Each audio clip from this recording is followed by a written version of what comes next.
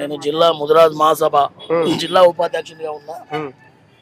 ఈ waste to energy project వల్ల మరి ఇక్కడ జల కాలుష్యము, వాయు కాలుష్యము, భూమి కూడా దెబ్బతిని పంటలు పండకపోవడానికి అవకాశాలు ఉన్నాయి. కాబట్టి మరి అఖిలపక్షపు అన్ని పార్టీల సమూహంతో ప్రజా సంఘాలను కలుపుకొని ఈ ఉద్యమాన్ని గత 5 రోజుల నుంచి చేస్తూ ఉన్నాం.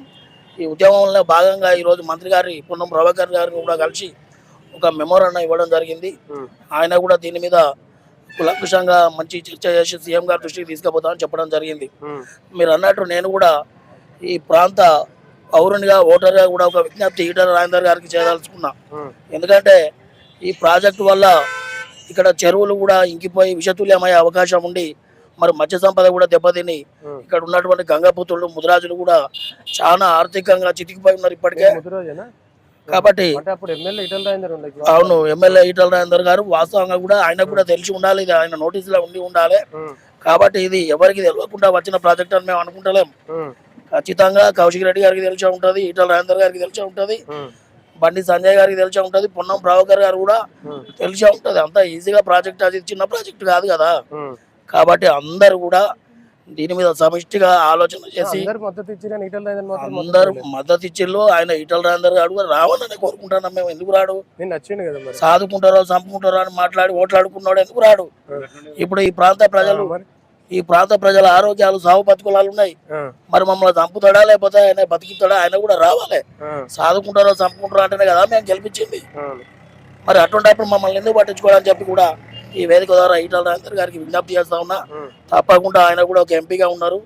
ఆయన కూడా మరి కలగ చేసుకొని మరి డంపింగ్ యార్డ్ ఎత్తివేతలో ఆయన కూడా భాగం పంచుకొని మరి ఇక్కడ ప్రజల ఆరోగ్యాలను, మరి రైతన్నలు అయితే ఘోషపడతా ఉన్నారు. రైతన్నలు వాళ్ళ పంటలు ఏడబోతాయి, వాళ్ళ భూములు ఏడబోతాయి. ఇక్కడ ప్రతి వర్గానికి కూడా ఈ డంప్ యార్డ్ చేయబట్టి నష్టం ఉన్నది. రానున్న రోజులలో చిన్నపిల్లలకు కూడా అనారోగ్య సమస్యలు వచ్చే అవకాశం ఉన్నది. కాబట్టి దయచేసి ఈ ప్రాంత రాజకీయ నాయకులకు ఒకటే విజ్ఞప్తి చేయదలుచుకున్నాం, మీరు ఏం చేస్తారో మాకు అనవసరం. డంప్ యార్డ్ మాత్రం ఇక్కడ నుంచి వెళ్ళి తరలించేదాకా ఎక్కడికైనా పోనీ, మేము దీనికి వ్యతిరేకం కాదు, ఏడికైనా పోనీ అది.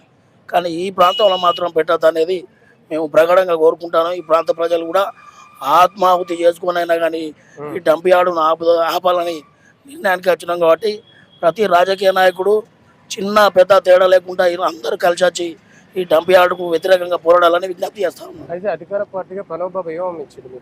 అధికార పార్టీ ప్రణవ్ బాబు ఇక్కడ ఇన్ఛార్జ్, ఆయన అసెంబ్లీలోకి పోవడానికి వీల్లేదు. పెద్ద నాయకులకు కూడా గట్టిగా చెప్పేంత లేదని మేము అనుకుంటాను ప్రణవ్ బాబుకు. ఎందుకంటే ఆయనకు అధికారం లేదు, ఒక పార్టీ ఇన్ఛార్జ్ అంతే. కాకపోతే మేము సంతోషపడతాను, ఎందుకంటే డయస్ దాకా వచ్చిండు, టెంట్ దాకా వచ్చి మమ్మల్ని మాకు సానుభూతి తెలిపిండు. ఖచ్చితంగా ప్రభుత్వ దృష్టికి తీసుకుపోతాడు. కాబట్టి ఆయనకు కూడా ఈ వేదిక కృతజ్ఞతలు తెలియజేస్తారు. ఏ పార్టీ అవసరం లేదు, డంప్ యార్డ్ ఇక్కడ నుంచి ఎత్తివేయడమే మాకు కావాలి అంతే.